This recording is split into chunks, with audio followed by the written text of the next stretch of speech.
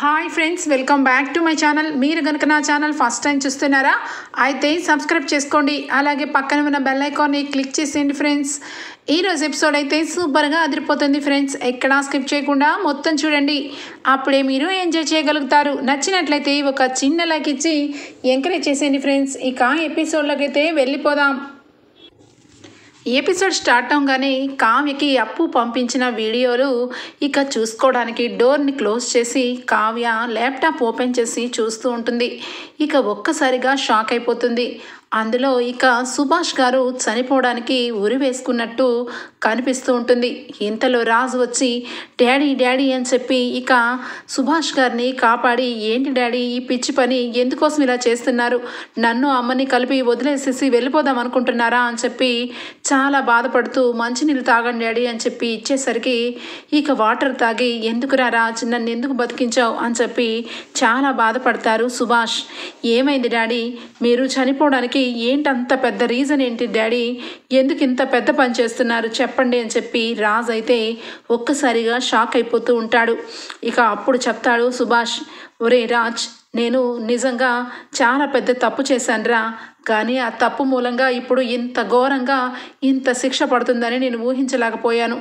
నేను వైజాగ్ బ్రాంచ్ వెళ్ళినప్పుడు పిఏ ఇక మాయని కలిశాను. తనతో పాటు అనుకోని పరిస్థితుల్లో తనతో పాటు కలవడం జరిగింది. కానీ ఒక్కసారి నేను ఆ తప్పును చేశాను. అది అప్పుడు జరిగినప్పుడు తను తల వంచుకొని ఏమీ పర్వాలేదు సార్ అని చెప్పి వెళ్ళిపోయిన మాయ కరెక్ట్గా సంవత్సరం తర్వాత ఇప్పుడు వచ్చి ఇక ఒక బిడ్డని తీసుకుని వచ్చి ఆ బిడ్డని ఈ ఇంటికి వారసుని చేయకపోతే ఇక తగిన సాక్ష్యాలతో ఇక మీడియా ముందు మన పరువు అంతన్ని తీస్తానని బెదిరిస్తుందిరా. ఇప్పుడు ఏం చేయాలి? అమ్మ విషయంలో నేను ఇక అపర్ణ విషయంలో నేను తల దించుకొనే ఉండాలి. అలాగే ఇక కుటుంబ గౌరవం అంతా కూడా ఇక నట్టేట్లో ముంచేస్తాను. అందుకే నాకు బ్రతకడానికి అవకాశం లేదు. అందుకే రాజ్ ఈ నిర్ణయం తీసుకున్నాను అని చెప్పి సుభాష్ అయితే చాలా బాధపడుతూ ఆ భయంకరమైన విషయాన్ని చెప్తాడు. అది విన్న కావ్య ఒక్కసారిగా షాక్ అయిపోతుంది. అంటే ఆ మాయ తీసుకొచ్చిన బిడ్డ ఇక మావయ్య గారికి పుట్టిన బిడ్డ అని చెప్పి ఒక్కసారిగా షాక్ అయిపోతుంది. మనసులో చాలా బాధతో ఇక ఒక్కసారిగా పదే పదే ఎన్నో రకాలుగా ఆలోచన చేస్తుంది. మావయ్య గారికి ఇంత ఘోరంలో సిచ్యువేషన్ రావడానికి కారణం ఆ మాయ అని చెప్పి కృష్ణయ్య దగ్గరికి వెళ్ళి ఇక దేవుడు దండం పెట్టుకుంటూ, కృష్ణయ్య, నిజానికి నా భర్త ఏ తప్పు చేయలేదని సంతోషపడాలా, లేదంటే మావయ్య గారు ఆ తప్పుకి కారణమైనందుకు దుఃఖించాలా, ఏమీ అర్థం కావట్లేదు కృష్ణయ్య, దారి చూపించయ్యా. ఎప్పుడు నాకు కష్టం వచ్చినా సుఖం వచ్చినా ఏదో ఒక మాయ చేసి నువ్వు ఖచ్చితంగా దానికి సొల్యూషన్ అయితే చూపిస్తావు. ఈ విషయంలో కూడా నా భర్తని తప్పు చేయలేదని నువ్వు నా కళ్ళ ముందు కనిపించేలాగా చేశావు. అదేవిధంగా మావయ్య గారి విషయంలో ఆ మాయ ఎందుకు ఆ రకంగా చేసిందో, అసలు మావయ్య గారు తప్పు ఎంతవరకు ఉందో నా కళ్ళకి కనిపించే విధంగా చూపించు తండ్రి అని చెప్పి ఇక దండం పెట్టుకుంటూ ఉంటుంది కావ్య. మరొక పక్క ఇక సుభాష్ అయితే రాజ్తో అంటూ ఉంటాడు, ఒరే రాజ్, ఇక నా గురించి నువ్వు ఇంట్లోంచి వెళ్ళిపోతే నేను చూస్తూ ఊరుకోలేకపోతున్నాను రా. నేను నిజంగా చాలా అన్యాయమే చేస్తున్నాను. నీకు ఏమీ తెలీదు, అసలు నువ్వు ఏ పాపం ఎరగవు. అలాంటిది నీ మీద ఇన్ని నిందలు వేస్తుంటే నుంచొని ఒక ప్రేక్షకుల్లాగా చూస్తున్నాను తప్పించి ఆ తప్పుకి కారణం నేనే అని చెప్పి చెప్పలేనట్టు నా దగ్గర నుంచి మాట తీసుకున్నావు అని చెప్పి బాధపడుతూ ఉంటే, డాడీ, ఈ విషయం గురించి మీరు ఇంకెప్పుడు నా దగ్గర మాట్లాడకూడదు. ఆ బిడ్డకి తండ్రిని నేను. అందుకే ఇంట్లో అందరి ముందు ఎంత చెడ్డ అయిపోయినా పర్వాలేదు, నన్ను ఎంతమంది ఏమనుకున్నా పర్వాలేదు, మీరు మాత్రం గౌరవంగా ఉండాలి. మీ గౌరవానికి ఎలాంటి అసంభవం రాకూడదు. ఇక మమ్మీ విషయానికి వస్తేనే బాధగా అనిపిస్తుంది. పుట్టినప్పటి నుంచి మమ్మీని వదిలి ఒక్కరోజు కూడా నేను బయటకు వెళ్ళలేదు. కానీ ఇప్పుడు శాశ్వతంగా బయటికి వెళ్ళిపోవాల్సి వస్తుంది. అదే బాధగా ఉంది డాడ్ అని చెప్పి రాజ్ చిన్నపిల్లవాళ్ళలాగా బాధపడుతూ ఉంటే, మరి నువ్వు ఇంత పెద్ద నిర్ణయం తీసుకొని ఒక్కరోజు కూడా అమ్మని చూడకుండా ఉండని వాడివి ఇప్పుడు శాశ్వతంగా వెళ్ళిపోవాలనుకుంటున్నావు. ఇదంతా ఎందుకురా? నిజాన్ని చెప్పేసి నా గురించి నువ్వు ఆలోచించద్దురా రాజ్ అని చెప్పి ఇక బాధపడుతూ ఉంటాడు సుభాష్. లేదు డాడీ, నిజానికి నేను ఆ తప్పును చేశాను అంటేనే అమ్మ భరించలేకపోయింది. ఎంతైనా నన్ను ఇంట్లో నుంచి పంపించేయాలని నిర్ణయించుకుంది. కానీ అదే తప్పు మీరు చేశారని తెలిస్తే అమ్మ ప్రాణాలతో బ్రతకదు. ఖచ్చితంగా అమ్మ చనిపోతుంది అని చెప్పి చాలా ఎమోషనల్గా చెప్తాడు రాజ్. ఇక కావ్యకి విషయం తెలిసిపోవటం వల్ల ఇక రూమ్లోనే ఆలోచన చేస్తూ ఉంటే రాజ్ లోపలికి వస్తాడు. రావడంతోనే చాలా డల్గా కూర్చొని ఉండగానే కావ్య ఇక రాజ్ దగ్గరికి వస్తుంది. ఏవండి అని చెప్పి పిలవగానే ఏంటి కళావతి అని చెప్పి అంటాడు. ఆ మాటలకి ఏవండి మీ గుండెలో ఇంత పెద్ద సముద్రాన్ని పెట్టుకొని ఇక ఏమీ తెలియనట్టుగా తప్పు చేసినట్టు ఒప్పుకుంటూ అందరి ముందు ఒక దోషిలాగా నుంచొనున్నారా అని చెప్పి అడుగుతుంది. ఒక్కసారిగా రాజ్ ఆశ్చర్యపోతాడు. ఏం మాట్లాడుతున్నావు కళావతి? నా కడుపులో సముద్రం ఉండడం ఏంటి? నేను ఏమీ విషయాలు అబద్ధాలేమీ చెప్పలేదు, నిజాలే చెప్పాను. ఆ బిడ్డ నా బిడ్డే అనగానే మీ బిడ్డ నిజంగా మీ బిడ్డేనా అని చెప్పి కళ్ళల్లో కళ్ళు పెట్టి అడుగుతుంది కావ్య. కావ్య కళ్ళల్లో ఇక కళ్ళు పెట్టి చూడలేక తలకెందుకు దించుకొని చెప్పాను కదా కళావతి నా రక్తమేనని అనగానే చాలండి చాలు, మీరు ఒక విషయాన్ని నిజాన్ని అబద్ధంగా చెప్పలేరండి. మీ కళ్ళే చెప్తున్నాయి. నా భర్త ఏ రోజు కూడా అబద్ధం ఆడలేడు. కానీ ఈ విషయంలో ఇంత పెద్ద అబద్ధం ఆడుతున్నాడంటే ఖచ్చితంగా దాని వెనకాల చాలా బలమైన కారణం ఉంటుందని తెలుసుకోలేననుకుంటున్నారా? నిజానికి ఆ తప్పు మీరు చేయలేదు, మీ వల్ల కాదు కూడా. కానీ నిజానికి ఆ బిడ్డ ఈ ఇంటి వారసుడే. నేను అదంతా తెలుసుకున్నానండి, నేను మొత్తం చూశాను అని చెప్పి అనగానే దెబ్బకి షాక్ అయిపోతాడు రాజ్. ఏం మాట్లాడుతున్నావు కళావతి? ఏం తెలుసు నీకు అనగానే ఆ బిడ్డ ఆ మాయ తీసుకురావటం, మీ చేతుల్లో పెట్టడం, ఆ బిడ్డను మీరు తీసుకొని రావటం ఇదంతా కూడా నాకు తెలిసింది, నేను తెలుసుకోగలిగాను. ఆ బిడ్డ మావయ్య గారికి అలాగే ఆ మాయకి కలిగిన బిడ్డ అని చెప్పి మావయ్య గారు మీతో చెప్తూ ఒట్టు వేయించుకునే విషయం కూడా చూశాను. మీరు సీసీటీవీ ఫుటేజ్ డిలీట్ చేసేశారు.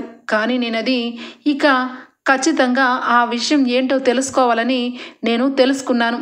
నేను ఇందాకే చూశాను అనగానే అయ్యో కళావతి కొంప ముంచావు, డిలీట్ చేసిన సీసీటీవీ ఫుటేజ్ నీకు మళ్ళీ ఎలా వచ్చింది అని చెప్పి హడావుడి పడిపోతుంటే ఎందుకండి కంగారు పడతారు, నేను మీ భార్యని, అంటే అర్థం చేసుకోండి. మీరు ఎందుకని ఈ విషయం బయటికి చెప్పలేదో ఆ మాత్రం తెలియదా నాకు? మావయ్య గారు గౌరవం పరువు మర్యాద అంతా కూడా అక్కడ కనబడుతుంది. అలాంటప్పుడు నేను ఈ విషయాన్ని ఎందుకు అందరి ముందు పెడతాను చెప్పండి అని చెప్పి కావ్య అంటూ ఉంటే రాజు ఒక్కసారిగా బోరుమని చిన్న పిల్లవాళ్ళలాగా ఇక కావ్యని పట్టుకొని ఏడ్చేస్తాడు. ఏమండి అని చెప్పి అని లోపల రాజ్ అయితే కళావతి నిజానికి నేను ఏం చేయలేని పరిస్థితి కళావతి, డాడీ విషయంలో ఖచ్చితంగా నేను ఇంకా ఏమీ చెయ్యాలనుకోలేదు. డాడీ పరువు మర్యాదలు కాపాడడం కోసం నిందని నా మీద వేసుకున్నాను. కానీ ఈరోజు కూడా నా మనసులో ఇంకా బాధ మిగిలిపోతూనే ఉంది. డాడీ గురించి నేను ఈ పని చేశాను, కానీ అందరూ చివరాఖరికి మమ్మీతో సహా నా గురించి అందరూ తప్పు చేశానని అనుకుంటున్నారు. కానీ నువ్వు ఒక్కదానివే నన్ను నమ్మావు అని చెప్పి చాలా చిన్నపిల్లవాళ్ళలాగా ఏడ్చేస్తాడు రాజ్. ఏమండి మీరు తప్పు చేశానంటే నేను ఒప్పుకోవడానికి నాకు మీ గురించి తెలియదా అండి? సంవత్సరం నుంచి మీతో పాటు నేను ఇంట్లో ఉంటున్నాను. ఖచ్చితంగా మీరు ఆ తప్పు చేయరని నా మనస్సాక్షి నాకు చెప్తూనే ఉంది. కానీ మీరు ఆ తప్పు చేయకపోయినా మావయ్య గారి విషయంలో ఇంత పెద్ద తప్పు జరిగిందంటే నేను నమ్మలేకపోతున్నానండి అని చెప్పి అనగానే నేను నమ్మలేకపోతున్నాను. కానీ అది నిజం. ఆ మాయ ఇక మావయ్య గారికి సంబంధించిన డాడీకి సంబంధించిన కొన్ని ప్రూఫ్స్నైతే తెచ్చి చూపించింది. అవి చూశాక నిజమని నమ్మక తప్పట్లేదు కళావతి అని చెప్పి అంటాడు. ఇక వెంటనే ఏమండి ఏం ప్రూఫ్లు తీసుకొని వచ్చి మిమ్మల్ని బెదిరించింది ఆ మాయ అని చెప్పి అడగగానే ఇక రాజ్ వెంటనే కూడా ఇక డాడీ అలాగే ఆ మాయ ఇద్దరు పర్సనల్గా ఉండే ఫొటోస్ కొన్ని, అలాగే ఇక బాబుకు సంబంధించిన బ్లడ్ రిపోర్ట్కి సంబంధించిన డిఎన్ఏ టెస్ట్ రిపోర్ట్లు అన్నీ కూడా తీసుకుని వచ్చి నా కళ్ళ ముందు పెట్టింది. అవన్నీ కూడా నేను మీడియా ముందు తీసుకుని పెట్టేస్తాను. ఖచ్చితంగా నా బిడ్డని నన్ను ఇంటికి తీసుకుని వెళ్ళాలి. ఈ దుగ్గిరాల ఇంటికి కోడలుగా అందరి ముందు మీడియా ముందు నన్ను నిలబెట్టాలి అని చెప్పి ఇక నన్ను బెదిరించింది కళావతి. నేను ఇంకా ఏమీ చెయ్యని టైంలో ఇక మన పెళ్లి రోజున ఆ బిడ్డని తీసుకురావాల్సి వచ్చింది అని చెప్పి ఇక నిజమైతే బయట పెడతాడు రాజ్. ఇక వెంటనే కావ్య, అదేంటండి ఆ ప్రూఫ్లు తీసుకొచ్చినంత మాత్రాన మావయ్య గారు తప్పు చేశారని ఎలా నిరూపణ అయినట్టు? నిజానికి అవి ఫేక్ ఫొటోస్ అవ్వచ్చు, లేదంటే ఆ సర్టిఫికెట్స్ అన్నీ డబ్బు ఇచ్చి కొనుక్కోవచ్చు. అన్నీ కూడా ఈ మధ్యకాలంలో డబ్బు పడేస్తే ఎన్నో వస్తున్నాయి, ఎన్నో పుట్టుకొస్తున్నాయి. అలాంటిది మీరు ఎలా నమ్మారు? ఆ బాబుని ఇక రాత్రికి రాత్రే బ్లడ్ని తీసుకొని శాంపిల్స్ డిఎన్ఏ టెస్టు చేయించాలండి. ఖచ్చితంగా నిజంగా మావయ్య గారికి సంబంధించిన డిఎన్ఏ అని చెప్పి తేలింది అంటే ఈ విషయంలో, ఆ మాయ విషయంలో నిజమని నేను నమ్ముతాను. లేదంటే ఆ మాయ ఏదో మాయ చేసిందని మనం తెలుసుకోవాలండి అనగానే, అవును కళావతి, నిజానికి నేను ఈ టెన్షన్లో పడి ఈ విషయమే మర్చిపోయాను. ఇక డాడీ కూడా మాయతో కలిసి తప్పు చేశానని ఒప్పుకునేసరికి నిజమని నమ్మేసుకున్నాను తప్పించి నిజానికి నాకు ఈ ఆలోచనే రాలేదు అని చెప్పి అనగానే, ఇంకా ఆలోచిస్తారేంటండి? ఇక ఖచ్చితంగా మనకి 1.5 రోజులే ఉంది. మీరు ఈ విషయంలో ఇక తొందరపాటు పడి ఆ బ్లడ్ శాంపిల్ని హాస్పిటల్కి పంపించండి అని చెప్పి అనేసరికి బాబుని తీసుకొని వెళ్ళి బ్లడ్ శాంపిల్స్ అయితే ఇక హాస్పిటల్ వాళ్ళకి ఇప్పిస్తారు. ఖచ్చితంగా మాకు ఇక ఈ విషయం మాకు రాత్రికి రాత్రే తెలిసిపోవాలి. డిఎన్ఏ రిపోర్టు వెంటనే మాకు తెలియాలి అని చెప్పి రిక్వెస్ట్ చేస్తాడు రాజ్. ఇక వెంటనే కూడా హాస్పిటల్లో, సరే సార్, మీరు అడగ్గా మేము చెప్పమా ఏంటి? ఖచ్చితంగా మీకు 2-3 అవర్స్లో ఈ బ్లడ్ శాంపిల్స్ ప్రకారం ఈ బాబు డిఎన్ఏ మొత్తం రిపోర్ట్ మొత్తం మీ ఫోన్కి వచ్చేస్తుంది అని చెప్పడంతో ఇక రాజ్, కావ్య హాస్పిటల్ నుంచి ఇంటికి వచ్చేస్తారు. ఇంటికి వచ్చిన మరుక్షణం రాజ్ అయితే ఇక రేపటికి ఒక్క రోజే ఉంది, మమ్మీ అందరి విషయంలో అందరి దృష్టిలో నేను తప్పు చేశానని నమ్ముతూ నన్ను ఇంట్లో నుంచి బయటికి పంపించేస్తుంది అని చెప్పి మనసులో అనుకుంటూ ఇక ఏమీ చేయలేని పరిస్థితుల్లో అలాగే కూర్చొని ఉండిపోతాడు. ఇక వెంటనే తెల్లవారు అయిపోతుంది. ఎంతకీ ఆ డిఎన్ఏ రిపోర్ట్ అయితే ఇంకా రాజ్ ఫోన్కి రాదు. మార్నింగ్ అవుతుంది. ఇక వెంటనే కావ్య దేవుడి దగ్గరికి వెళ్ళి పూజ చేసుకొని, నా భర్త ఎంత మంచివాడని నువ్వు నిరూపణ చేశావో అలాగే మా మావయ్య గారి విషయంలో కూడా నాకు ఏదో ఒక దారిని దొరికేలాగా చూడు తండ్రి అని చెప్పి దండం పెట్టుకొని వస్తుంది. ఇక అదే టైంలో అపర్ణ ఇక హాల్లో అందరూ ఉండగా రాజ్, కావ్యలు ఇద్దరుని పక్క పక్కనే చూసి, ఏంటి ఈరోజు నేను చెప్పిన లాస్ట్ రోజు, అంటే నీకు ఇచ్చిన గడువు రోజున అర్థం. ఏమి నిర్ణయించుకున్నావు? ఈ బాబుని తీసుకుని వెళ్ళి ఆ బిడ్డ తల్లికి ఇచ్చేస్తున్నావా లేదా రాజ్? చివరి ఆఖరికి నేను ఈ విషయం ఎందుకు అడుగుతున్నాను అంటే, ఖచ్చితంగా ఈ 7 రోజులు పూర్తయిపోయినాయి కాబట్టి నువ్వు వెళ్ళిపోయినాక మళ్ళా వచ్చి నాది తప్పు అయిపోయింది మమ్మీ అన్నా కూడా నేను క్షమించను. నేను మాట అంటే మాటే. చెప్పు, ఈరోజు ఈ బాబుని తీసుకుని వెళ్ళి ఆ కన్న తల్లికి ఇచ్చేస్తున్నావా అని చెప్పానగానే, లేదు మమ్మీ, ఇవ్వట్లేదు, నాతోనే ఉంటాడు ఈ బిడ్డ అని చెప్పి మళ్ళా రాజ్ అదే మాట చెప్పేసరికి ఇక ఒక్కసారిగా అపర్ణకి చాలా కోపం వస్తుంది. ఇక ఏమి చేయలేక, కావ్య, నీ గురించి ఏమి నిర్ణయించుకున్నావు? నీ భర్త నిజానికి నిన్ను వదిలేసి వేరొక అమ్మాయితో అక్రమ సంబంధం పెట్టుకొని ఒక బిడ్డను తీసుకొని వచ్చాడు. నీకు నిజంగా చెప్పాలంటే అందరికంటే ఎక్కువ అన్యాయమే జరిగింది. ఇక ఒక ఆడ మనిషిగా నీ విషయంలో నేను తప్పు పట్టలేను. నువ్వు ఎప్పటికీ ఈ దుగ్గిరాల వారి ఇంటికి కోడలువే. నువ్వు ఇక్కడే ఉండొచ్చు, వాడితో పాటు నిన్ను వెళ్ళమనే హక్కు నాకు లేదు. కాబట్టి నువ్వు ఇక్కడ ఉంటావో ఎక్కడ ఉంటావో నీ ఇష్టం అని చెప్పి అపర్ణ అనగానే వెంటనే ఇక కావ్య, అత్తయ్య గారు, ఆయనతో పాటే నేను కూడా. ఆయన ఇక్కడ ఉంటే ఇక్కడ ఉంటాను, లేదంటే ఆయన బయటకు వెళ్ళిపోయే పరిస్థితి వస్తే ఆయనతో పాటు బయటకు వెళ్ళిపోతాను. అంతే అత్తయ్య గారు అని చెప్పి తన నిర్ణయాన్ని చెప్పడంతో ఇక అపర్ణ లోపల కుమిలిపోతూ ఉంటుంది. రాజ్ చేసే పనికి ఇక ఏమనాలో ఏం చెప్పాలో అర్థం కాక మనసులో చాలా భారంతో గుండె భారంతో ఇక అపర్ణ అక్కడి నుంచి లోపలికి వెళ్ళిపోతుంది. ఇక వెంటనే ఇందిరాదేవి సీతారామయ్య ఇక రాజ్ దగ్గరికి వచ్చి, ఒరే రాజ్, చివరి రోజురా, ఈరోజు నువ్వు నిజం చెప్తావని ఎంతో ఆశతో ఉన్నాము. ఈరోజు కూడా నువ్వు ఆ నిజం చెప్పకుండా చివరాఖరికి ఈ బిడ్డను తీసుకొని వెళ్ళిపోవాలనే నిర్ణయించుకున్నావా? నీ అమ్మ, నీ ముసలి తల్లి, నీ ముసలి నానమ్మ, అలాగే తాతయ్య మీ గురించి ఎన్నో ఆశలు పెట్టుకొని ఈ ఇంట్లో ఉన్నారా? ఇక మమ్మల్ని అనాథలను చేసేసి ఎక్కడికి వెళ్ళిపోతావు రాజ్?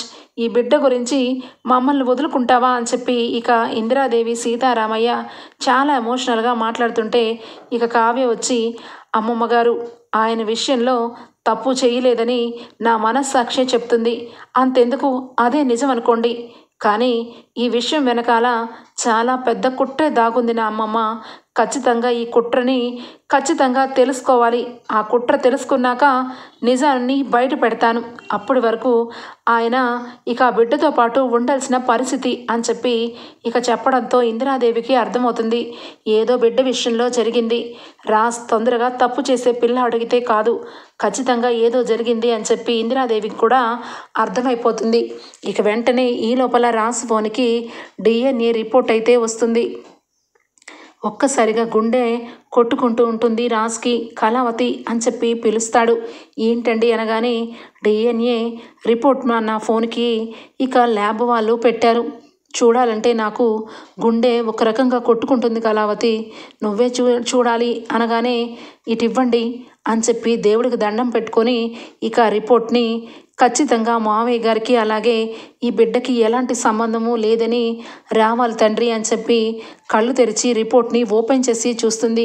ఒక్కసారిగా కావ్యకి చాలా ఆనందం అనిపిస్తుంది. అందులో బాబు DNAతో ఇక మావయ్య గారి DNA మ్యాచ్ అవ్వట్లేదని వచ్చిందండి అని చెప్పి చాలా సంతోషపడుతూ ఇక రాజ్ని పట్టుకోగానే రాజ్ చాలా ఎమోషనల్ అయిపోతాడు. చిన్న పిల్లవాళ్ళలాగా వెక్కి వెక్కి ఏడుస్తూ ఇక కావ్య భుజం మీద వాలిపోతాడు. కళావతి, నిజానికి నా మనసు చాలా ప్రశాంతంగా ఉంది. ఈ బాబుని తెచ్చిన రోజు నుంచి ఇప్పటి వరకు నా గుండెలో నేను ఎంత పాటు ఇక బాధను అనుభవిస్తున్నానో ఆ దేవుడికే తెలియాలి అని చెప్పి చాలా ఎమోషనల్ అయిపోతాడు రాజ్. ఏమండి, ఇంకా మీరు బాధపడాల్సిన అవసరం లేదండి. మీ గుండెల్లో మోస్తున్న రహస్యాన్ని బయట పెట్టే రోజు ముందే ఉంది. ఖచ్చితంగా ఈ రిపోర్టు ఇక మావయ్య గారికి ఆపోజిట్గా వచ్చింది అంటే మావయ్య గారు వల్ల ఈ బిడ్డ కలగలేదని అర్థం. అలాంటిది ఆ మాయ మావయ్య గారి పిల్లవాడని, ఈ దుగ్గిరాల వంశస్థుడని ఎంత మాయ చేసి మిమ్మల్ని నమ్మించింది అంటే మీకు ఏమర్థమైంది? ఖచ్చితంగా ఆ ఫోటోలు కూడా తనే కావాలని ఏదో ఒక రకంగా ప్రూవ్ చేయడం కోసం ఆ ఫోటోలు తీసిందని అర్థమవుతుంది. కాబట్టి ప్రస్తుతానికి ఆ మాయ గురించి మనం తెలుసుకోవాలి. ఆ మాయ ఎక్కడుంటుంది చెప్పండి అని చెప్పి ఇక అడగగానే రాజ్ అలాగే ఇక వెంటనే కూడా మాయా గురించి ఇక వివరిస్తాడు.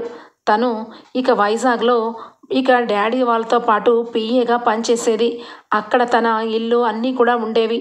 మొన్న మధ్య బాబుని తీసుకొని రీసెంట్గా 1 మంత్ బ్యాక్ నుంచి ఇక్కడ ఉంటుంది అని చెప్పి అడ్రస్ అయితే చెప్తాడు. పదండి వెళ్ళి ఆ మాయని అసలు ఏ రకంగా మావయ్య గారిని మాయ చేసిందో తెలుసుకుందామని చెప్పి ఇక రాజ్ అలాగే కావ్య ఇంట్లోంచి బాబుని తీసుకొని బయలుదేరుతారు. ఇక సరాసరి ఆ మాయ ఉన్న అడ్రస్కి వెళ్తారు. కానీ అక్కడ మాయ ఉండదు. మాయ అక్కడ లేకపోయేసరికి ఏమైపోయిందండి ఈ మాయ అని చెప్పి ఇక అనుకుంటూ ఉంటే ఇంతలో మాయే ఫోన్ చేస్తుంది రాజ్ ఫోన్కి. ఇక ఫోన్ లిఫ్ట్ చేస్తాడు. సైలెంట్గా కావ్యని ఉండమని అంటాడు. ఇక వెంటనే, చెప్పు మాయ, ఏంటి, ఏమైపోయావు అని చెప్పి అనగానే, ఏంటి ఏమైపోయావు అని చెప్పి నా గురించి తెగ ఉబలాటం పడుతున్నావు? నేను ఎక్కడ ఉండేది ఎక్కడ ఉంటున్నానన్నది నేను ఎప్పటికీ చెప్పనని నీకు చెప్పాను కదా. సరే కానీ నా బిడ్డని నన్ను ఇక ఇంటికి ఎప్పుడు తీసుకొని వెళ్తున్నారు? మీ నాన్న చేసిన తప్పుకి నీ మీద నువ్వు శిక్ష వేసుకొని ఆ బిడ్డను తీసుకొని బయటికి రావాలని ఇక చేస్తున్నావని నాకు తెలిసింది. కానీ నేను ఆ విషయం ఒప్పుకోను. ఖచ్చితంగా అందరి ముందు ఆ బిడ్డని ఇంటి వారసత్వం ఇవ్వాలి. అదే నా ధ్యేయం. నా బిడ్డకు అన్యాయం జరిగితే నేను ఊరుకోను అని చెప్పి ఇక ఫోన్తో మాట్లాడుతూ ఉంటుంది. ఇక వెంటనే రాజ్ అయితే సరే, ఖచ్చితంగా అదే నిజమైతే అలాగే చేస్తాను. ఇక నువ్వు ఎక్కడున్నావో చెప్పు అని చెప్పి రాజ్ అంటాడు. ఇక రాజ్ ఆ మాట అడిగేసరికి నువ్వు ఖచ్చితంగా నా బిడ్డకి ఎలాంటి అన్యాయం చేయవు కదా అని చెప్పి అంటూ ఉంటే, చెయ్యను, ఖచ్చితంగా నేను ఆ బిడ్డకి వారసత్వాన్ని ఇస్తాను. నిన్ను అలాగే మా ఇంటికి తీసుకెళ్ళి మా అమ్మ స్థానం తర్వాత నీ స్థానాన్ని నుంచోపెడతాను, సరేనా అని చెప్పి అంటూనే ఏవేవో మాటల్లో మాటలు పెడుతూనే తను ఎక్కడి నుంచి ఫోన్ వస్తుంది, ఏ ఏరియా నుంచి వస్తుంది అన్నది ఖచ్చితంగా ఇక తెలుసుకునేలాగా చేస్తాడు రాజ్. ఇక వెంటనే మాయ ఫోన్ పెట్టేస్తుంది. ఇక ఖచ్చితంగా ఏమండి ఇది ఏ ఏరియా నుంచి వస్తుందంటే ఖచ్చితంగా కుక్కట్పల్లి ఆ ఏరియా నుంచి తను సిగ్నల్ వస్తుందండి అనగానే ఇక వెంటనే ఇద్దరు కూడా ఇక అక్కడికి చేరుకుంటారు. అప్పటికి ఇక సిగ్నల్ అయితే కరెక్ట్గా ఒక ఇంట్లో ఉన్నట్టు కనిపిస్తూ ఉంటే రాజ్ అలాగే ఆ బిడ్డ కావ్య ముగ్గురు కూడా మాయ ఎక్కడుందో అక్కడికైతే చేరుకుంటారు. మాయ ఇక మాట్లాడుతూ ఫోన్ పెట్టేసి తన పనుల్లో తను ఉండకుండా వేరొక వ్యక్తితో ఫోన్లో మాట్లాడుతూ ఉంటుంది. ఇక ఆ వ్యక్తి ఎవరంటే రాజ్ ఆఫీస్లో ఇక వేరే కంపెనీ వాళ్ళు తాలూకా పిఏ. ఇక ఫోన్ చేసి మేము చెప్పిందంతా చేస్తున్నావు, నీకు ఎంత ఎక్కువ ఇచ్చినా కూడా తప్పు లేదు, కాబట్టి నీకు ఖచ్చితంగా ప్రాపర్టీ అయితే నీకు రాసిస్తానన్నారు సార్. ఆ అలంకృత వాళ్ళు ఖచ్చితంగా నిన్ను నెత్తి మీద పెట్టుకొని ఇక పూజించక తప్పదు. ఎందుకంటే ఎప్పుడూ కూడా ఆ స్వరాజ్ గ్రూప్ ఆఫ్ కంపెనీ ఎప్పుడూ మనకంటే ఎక్కువ మోతాదులోనే అన్ని టర్న్ ఓవర్లని తన వైపుకే లాగేసుకుంటుంది.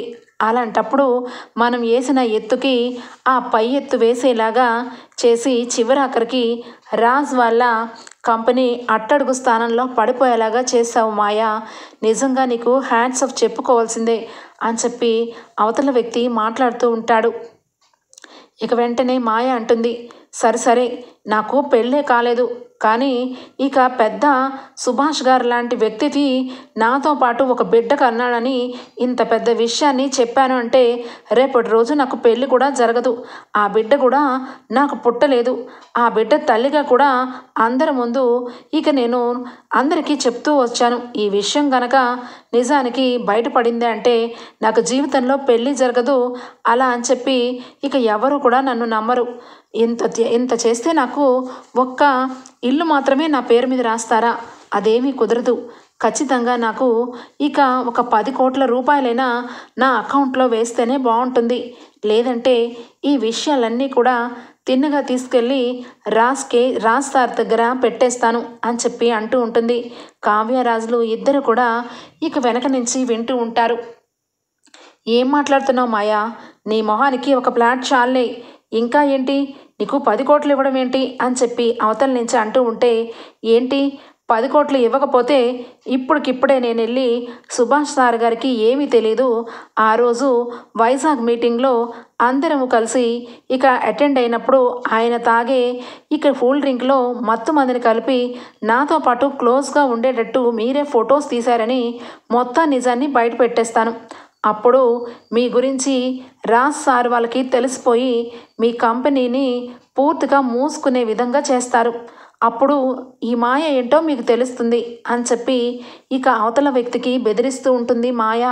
ఇక వెంటనే కూడా రాజ్ అలాగే కావ్య ఇక విషయాలన్నీ విన్న వాళ్ళు ఇద్దరూ షాక్ అయిపోతారు. డాడీ విషయంలో ఇంత ఘోరంగా ఇంత నీచంగా ఇంత పని చేసిందా ఈ మాయ మామూలు మాయ కాదు, ఇదొక పెద్ద మాయలేడి అని చెప్పి రాజ్ అయితే తెలుసుకుంటాడు. ఫోన్ పెట్టేసి వెనక్కి తిరిగి ఇక ఆ రాజ్కే చెప్తాను మీ బండారాన్ని అని చెప్పి వెనక్కి తిరిగేసరికి రాజ్ అలాగే కావ్య ఉంటారు. ఏంటి మొత్తం బండారాన్ని నాకే చెప్పాలనుకుంటున్నావుగా, చెప్పు మరి నువ్వు ఏ రకంగా డ్రామా చేశావో, ఏ రకంగా మమ్మల్ని ఇంతవరకు టార్చర్ పెట్టావో అంతా కూడా అబద్ధమని చెప్పు అని చెప్పి రాజ్ అనగానే దెబ్బకి షాక్ అయిపోతుంది. ఇక మాయ దగ్గరికి వెళ్ళి కావ్య బిడ్డని తీసుకొని ఇక బిడ్డని చేతిలో పెట్టి చంప చెళ్ళుమని కొడుతుంది. ఏం మాట్లాడుతున్నావే నువ్వు? అవతల వ్యక్తులతో చెయ్యి కలిపి యువతల కంపెనీ వాళ్ళని ముంచేయాలని, యువతల వ్యక్తి వాళ్ళు కొంచెం నీకు తక్కువ డబ్బులు ఇచ్చేసరికి అవతల వ్యక్తుల వైపుతో చేయి కలిపేసి యువతల వైపువా ముంచేయడం. అసలు ఏం ఆడపుట్టుకు పుట్టావే నువ్వు? నిన్ను నమ్మి పర్సనల్ పిఏగా మా మావయ్య గారు పెట్టుకోవడమే తప్పైపోయింది. నీకు వాళ్ళు ఎంత డబ్బు చూపించారో అంత డబ్బుకి ఆశపడిపోయి వేరొకళ్ళ క్యారెక్టర్ని దిగజార్చేశావు. ఇప్పుడేమో వాళ్ళు నీకు అడిగినంత డబ్బు ఇవ్వకపోయేసరికి ఇటువైపు వచ్చి వైపు వాళ్ళ గురించి తప్పు చేసి మాట్లాడుతున్నావు. నీలాంటి వాళ్ళని ఏం చేయాలి అని చెప్పి అనగానే ఇంతలో ఇక వెంటనే సుభాష్ అయితే పోలీసులను తీసుకొని వస్తాడు. ఏం చేయాలంటావేంటమ్మా? ఇలాంటి నెరజానాల్ని అరెస్ట్ చేయించి ఇక కటకటాల వెనకాల పెట్టాలి అని చెప్పి అంటాడు. ఒక్కసారిగా రాజ్ కావ్య ఇద్దరు ఆశ్చర్యపోతారు. ఏంట్రా ఈ మాయలాడి గురించి నాకలా తెలిసిందా అని చెప్పి అనుకుంటున్నారా? నేను ఇక ఖచ్చితంగా నిన్ను మమ్మీ రేపొద్దున కల్లా పంపించేస్తుంది అని చెప్పి తెలుసుకొని ఆ రాజు వైజాగ్లో జరిగిన మీటింగ్ గురించి, అక్కడ జరిగిన పార్టీ గురించి మొత్తం కూడా అక్కడ ఉన్న హోటల్ మేనేజర్ దగ్గర ఇక ఫుటేజ్ అయితే తీసుకున్నాను. ఇక అందులో ఏం జరిగిందా, అసలు నేను ఏం చేశానా అన్నది మొత్తం కూడా నాకు తెలియాలని వాళ్ళకి కొంత డబ్బు కట్టి మరి ఫుటేజ్ అంతా తెప్పించాను.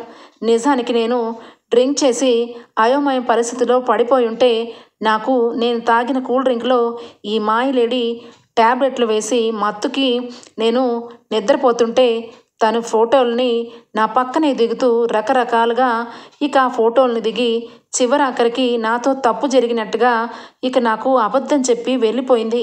ఈ మాయలేడి గురించి నాకు తెలిసిన మరుక్షణం పోలీస్కి నేను వెళ్ళి ఇన్ఫామ్ చేశాను. తిన అడ్రస్ గురించి పొద్దున్నుంచి వెతుకుతూనే ఉన్నాము.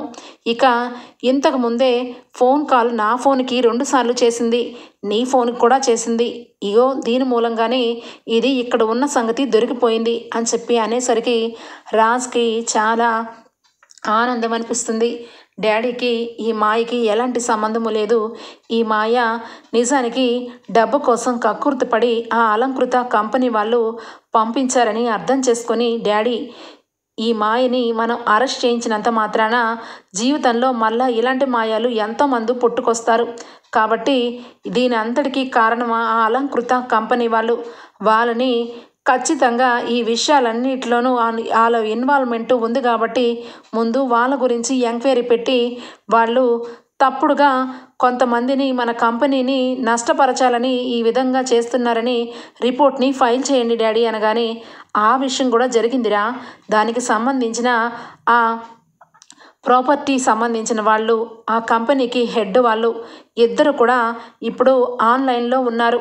వాళ్ళిద్దరితో కూడా పోలీసులు ఎంక్వైరీ చేయిస్తున్నారు. ఈ నిజాలు బయటపడితే వాళ్ళ కంపెనీ కూడా శాశ్వతంగా మూత పడిపోయేలాగా చేస్తాను అని చెప్పి ఇక సుభాష్ అయితే మొత్తానికి ఇక ఆ కంపెనీ వాళ్ళు కుట్ర చేసి మన కంపెనీని నష్టపరచాలని ఈ మాయతో ఇన్ని డ్రామాలు ఆడించారు అని చెప్పి నిజమైతే తెలుసుకుంటారు. ఇక పోలీసులు వెంటనే ఆ మాయని తీసుకొని వెళ్ళిపోగానే అమ్మ కావ్య, నువ్వు నిజానికి చాలా తెలివిగలదానివి. నువ్వు నిజానికి రాజుకు తగ్గ భార్యవి. రాజు ఏ రోజు తప్పు చేయలేదని నీ మనస్ఫూర్తిగా నువ్వు ఫస్ట్ నుంచి లాస్ట్ వరకు ఒకటే మాట మీద ఉన్నావు. నిజానికి నువ్వు అలాగే రాజ్ ఇద్దరు కూడా ఈరోజు ఈ అమ్మాయి గురించి ఎంక్వైరీ పెట్టకుండా ఉంటుంటే నిజం బయటకు పడేదే కాదు. అలాగే ఇక నువ్వు అలాగే నా కొడుకు ఇద్దరు కూడా సంతోషంగా ఉండాలి.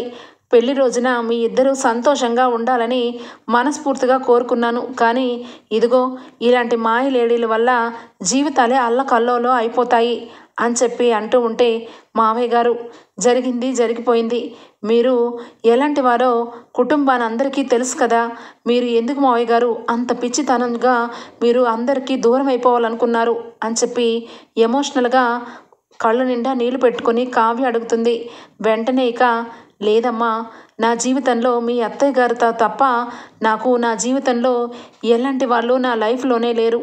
అలాంటిది నా జీవితంలో అంత పెద్ద పొరపాటు చేసి ఏ విధంగా నేను బ్రతికి బట్ట కట్టాలి అని చెప్పి ఆ నిర్ణయానికి వచ్చాను. కానీ నా కొడుకు రాజ్ నన్ను ఇక ఆ క్షణంలో కాపాడి అదంతా అబద్ధమని, ఆ కంపెనీ వాళ్ళు ఆడిన నాటకమని ఈరోజు తెలిసేలాగా చేశాడు. అందుకే క్షణిక ఆవేశాలతో అలాంటి పనులు చేయకూడదని నాకు అర్థమైందమ్మా. నిజానికి నా కొడుకు స్థానంలో లేకుండా నా తండ్రి స్థానంలో ఉండి నన్ను చిన్న పిల్లవాడిలాగా నేను చేసిన తప్పుకి వాడు వేసుకున్నాడు అనగానే, అదేంటి డాడ్ ఇంకా మీరు చేసిన తప్పు అంటారు అనగానే ఇక వెంటనే కూడా కావ్య అలాగే సుభాష్ అలాగే రాజ్ ముగ్గురు కూడా ఇక ఇంటికి బయలుదేరుతారు. ఇంటికి వెళ్ళగానే ఇక కావ్య, ఏమండి అత్తయ్యకి బాబు గురించి ఏం చెప్పాలి అనగానే వెంటనే ఇక సుభాష్, అమ్మ కావ్య మీ అత్తయ్యకి జరిగిందంతా కూడా నేను రాత్రే చెప్పాను. జరిగిన విషయం తెలుసుకున్నాక అత్తయ్య చాలా బాధపడ్డారు. రాజ్ విషయంలో కావ్య విషయంలో నేను మూర్ఖంగా ప్రవర్తించాను. నిజానికి నిజమెంతో అబద్ధమెంతో తెలుసుకోకుండా నా కొడుకుని నేనే నా చేతులారా శిక్ష వేశానని చెప్పి చాలా బాధపడింది. ఈ విషయం గురించి ఇంకా మర్చిపోవడం మంచిది. పదమ్మ లోపలికి పద అని చెప్పి సంతోషంగా సుభాష్, కావ్య, రాజ్ అలాగే ముగ్గురు కూడా లోపలికి వెళ్ళిపోతారు.